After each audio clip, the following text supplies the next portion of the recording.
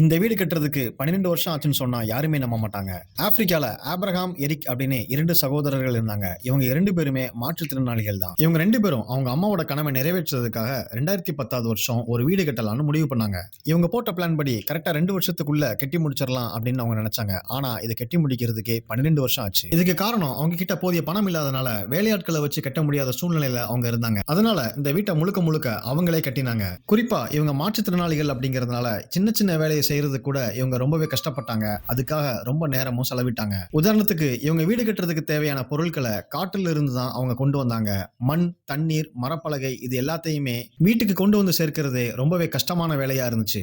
இந்த வீட்டுக்கு பக்கத்துல இருக்கிறவங்க இவங்க ஊருக்காரங்க எல்லாருமே உங்களால இந்த வீட்டை கட்டி முடிக்க முடியாது, ஏன் இப்படி கஷ்டப்படுறீங்க அப்படின்னு இவங்க டிமோட்டிவேட் பண்ணியிருந்தாலும் இவங்க கடைசி வரைக்கும் மனம் தளராம அந்த வீட்டை கொஞ்சம் கொஞ்சமா அவங்க அம்மாக்காக கட்டி முடிச்சிருக்காங்க. தன்னம்பிக்கையும் விடாமுயற்சியும் இருந்தா எதை வேணாலும் சாதிக்கலாம் அப்படிங்கிறதுக்கு இந்த சகோதரர்கள் தான் சிறந்த எடுத்துக்காட்டு.